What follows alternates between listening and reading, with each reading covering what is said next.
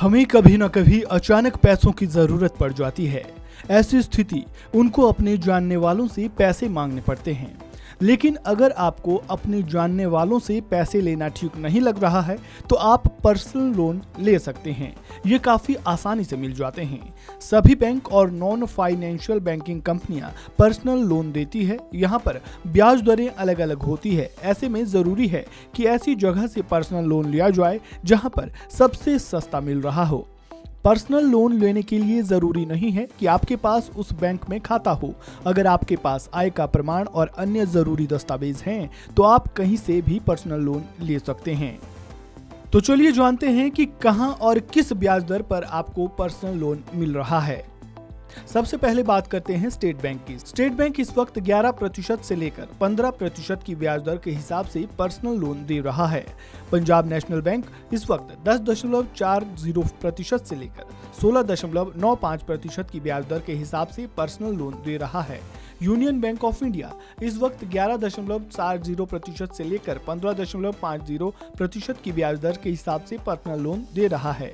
वहीं bank of India इस वक्त 10.25% से लेकर 14.75% की ब्याज दर के हिसाब से पर्सनल लोन दे रहा है। सेंट्रल बैंक ऑफ इंडिया इस वक्त 10.95% से लेकर 12.55% की ब्याज दर के हिसाब से पर्सनल लोन दे रहा है। IDBI बैंक इस वक्त 11% से लेकर 15.50% की ब्याज दर के हिसाब से पर्सनल लोन दे रहा है।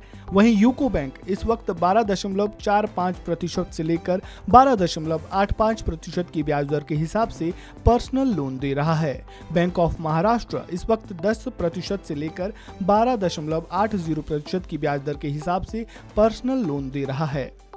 HSBC इस वक्त 9.99% से लेकर 16% की ब्याज दर के हिसाब से पर्सनल लोन दे रहा है। अब जरा कैलकुलेशन के हिसाब से समझते हैं कि अगर आप 1 लाख रुपए का पर्सनल लोन लेते हैं तो आपको कितने हर माह चुकाने होंगे। अगर आप 1 लाख रुपए का पर्सनल लोन 3 साल के लिए लेते हैं तो उसकी किस्त 3273.87 रुपए पड़ती है। वहीं अगर आप 1 लाख रुपए का पर्सनल लोन 5 साल के लिए लेते हैं तो उसकी किस्त 2174 रुपए प्रति महीना होगी। इसके अलावा अगर 1 लाख रुपए का पर्सनल लोन आप 7 सालों के लिए लेते हैं तो उसकी किस्त 1712 रुपए प्रति माह होगी। यहाँ पर माना जा रहा है कि ये पर्सनल लोन 11% ब्याज पर लिया गया है। पर्सनल लोन नौकरी पेशा और बिजनेस क्लास दोनों के लिए होता है। अगर आप नौकरी पेशा हैं तो आपको दस्तावेज के रूप में पासपोर्ट, वोटर ID और लाइसेंस के अलावा पैन कार्ड में से एक दस्तावेज देना होगा। वहीं पते के प्रमाण पत्र के लिए पासपोर्ट के अलावा यूटिलिटी बिल भी देना होगा।